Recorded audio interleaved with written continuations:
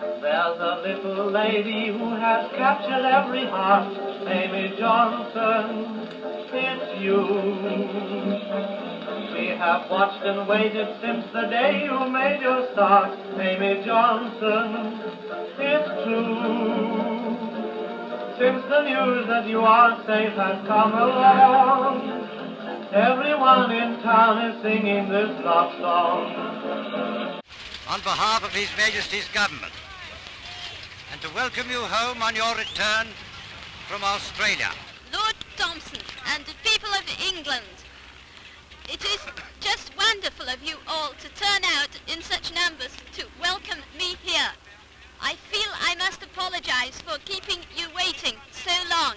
I know that's a bad advert for aviation, but never mind, we're going to do better in the future. In Australia, a well-known pilot told me he could not say in words what he thought about me and my flight, but that if he could fly me, he'd show me what he felt, and he did.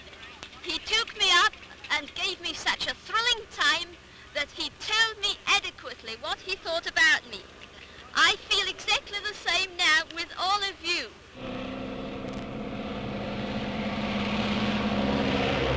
Oh, she's on our fly, but she's doing 100 miles an hour. Oh, gracious, it's Amy. I'd forgotten all about her. She's coming down.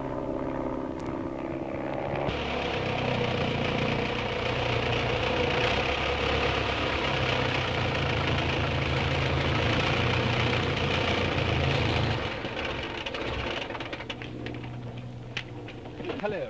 I thought it was about time I came down to look for you.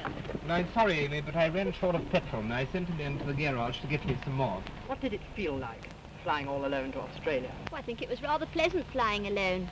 You see, there's certainly nobody to quarrel with or to contradict you. Nobody to say yes if you say no. Oh, I think it's good fun flying alone.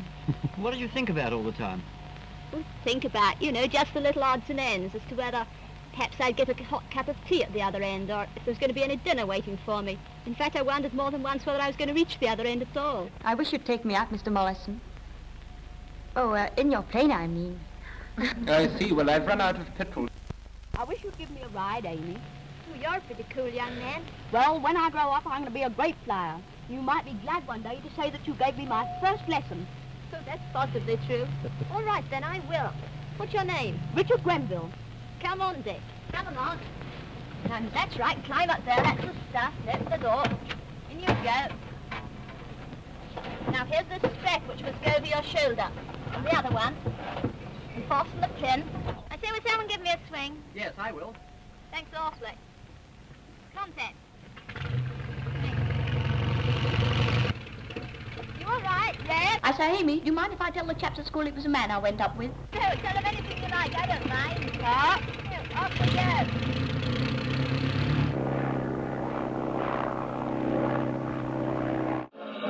Amy, wonderful Amy, how can you blame me for loving you? Since you've won the praise of every nation, you have filled my heart with admiration. Amy, wonderful Amy, I'm proud of the way you flew. Believe me, Amy, you cannot blame me, Amy. On your most remarkable double event, I am also charged by His Majesty the King to convey to you his warmest congratulations on your remarkable achievement. Mr. Bertram, ladies and gentlemen, thank you very much indeed for giving me such a warm welcome here. I simply haven't words to tell you how glad I am to be back in London. If my trip has done nothing else, it has made me appreciate London more than ever I have done in my life before. For falling in love with you.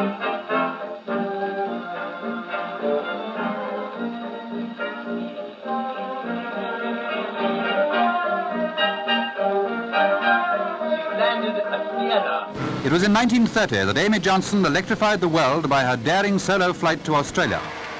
And this was only the beginning of a series of bold and brilliant efforts which justly earned for her the title of the world's greatest woman flyer. She flew to China and Japan and to the Cape, and many were the records that she broke. With Jim Mollison, she flew the Atlantic, the difficult way east to west. And it was all done in those days of breathtaking, hazardous pioneer flights, aerial adventures which succeeded in making history. England to Australia in 13 days. The idea obsessed my mind day and night. The mere wish to fly to Australia in record time rapidly grew into a firm determination. No one had faith in me except myself, and who could blame them? I knew somehow that I could do it, and it was up to me to prove it. But the money, so much was needed. Where could I find hundreds of pounds? After many weary months of fortune hunting, 2 kind-hearted English gentlemen joined hands to help me. My father and Lord Wakefield.